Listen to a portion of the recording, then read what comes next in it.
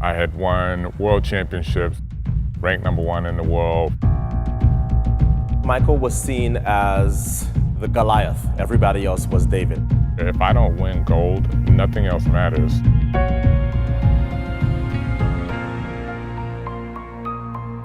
My coach and I talked about running the 200 meters and 400 meters, becoming the first man to win gold medals in each one of those events.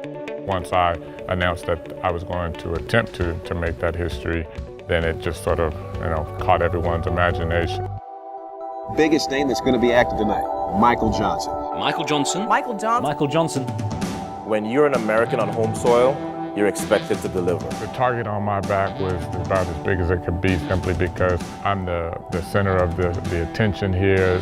I'm the face of this games. I'm the overwhelming favorite, but I always appreciated being in that position. I wanted to be the favorite. It was his statement to say to America, I'm the best in the world, I'm going to do something special, and I'm going to wear gold shoes because I'm that confident. And hey, if anyone could pull it off, it was Michael Johnson.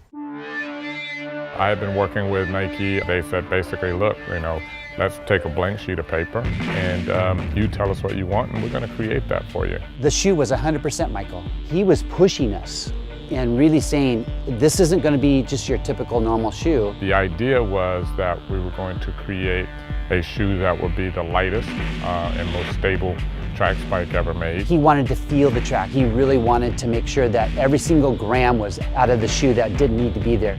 Then it was a matter of, okay, then what is it going to look like? The final prototype was presented to me at one of my training sessions, and it was the gold shoe, but it wasn't gold. The initial intent was to make it very mirror-like so you could actually see a reflection in it. My coach was there and said, I don't like it. He says, I think that it looks really cool close up, but he says, I think that down on the track, when people are in the stands, it's just gonna look like a silver shoe. And as soon as he said silver shoe, I immediately thought, I want my shoe to be gold. The gold shoes was clearly two things. It was a marketing statement by Nike. Of course it was. But also it was a statement for Michael saying, I'm taking on this double and I'm gonna do it. Sprinters are like heavyweight boxers. You take your ego, you take your confidence, and if you make a mistake, you're on the mat. If I don't win gold, the fact that I'm wearing gold shoes will be the least significant of the issues.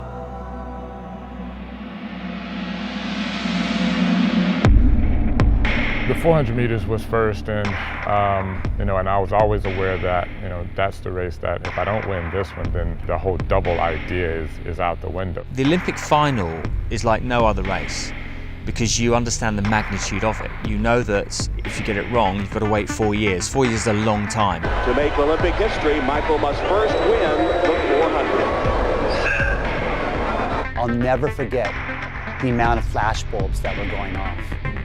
I've never seen anything like it. Michael Johnson with his first step toward track immortality. I would be kidding myself and lying to everybody if I said that at any point in that race that I think that I was going to beat Michael Johnson. No, and nor did anybody else in that race, I can tell you that. Now he's kicked it into gear and Michael Johnson reaches back. And Michael Johnson opens up a huge advantage. And he's cruising for the finish. Michael Johnson is halfway to history. When I crossed the finish line, I think I was just a little bit business as usual. It was very clear to me that Michael was not in the moment. Michael was still very focused and very serious. I think he noticed that I was already focused on the 200. It must have been hard for Michael because he had the pressure of expectation on him to do the double, and he was already thinking about the 200 meters. We're halfway there. This is real. The pressure on this man now, is that playing on his mind? I was always aware of the fact that the 200 meters was going to be the most difficult. Johnson then in lane 4, there he is. I never ran the perfect race. Every race had something where I didn't execute it quite as I wished. Away first time, Johnson knows he's got to get away very fast indeed. I got a great reaction to the gun that day. So good that I actually wasn't quite ready for it and ended up stumbling on the third step out of the block. He was in such a hurry to get up to his top speed that his foot almost missed the ground. I probably lost a few hundredths of a second there, but I was able to recover. He's already picked up Garcia outside and he's made up ground on Bold, and it's been a great 100 I was on the outside, and as a result, Michael had to sort of come by me to get past. The key was always going to be for me to get out around the curve and come off of the bend onto the straight with a lead. Johnson comes into the straight with a lead. Can you believe it? You know when you're on pace and on track for a world record, and I could tell that I was. All I saw was the gold shoes and a blur go by me. He's going to win by miles. He takes the gold medal, 1932, and he sets the world record. Gold goes to Michael Johnson. That night in Atlanta, the world record on home soil in the gold shoes. It's just the defining moment of his career. I never saw it as a gamble. I saw it more as I proved to the world what I knew that I could do.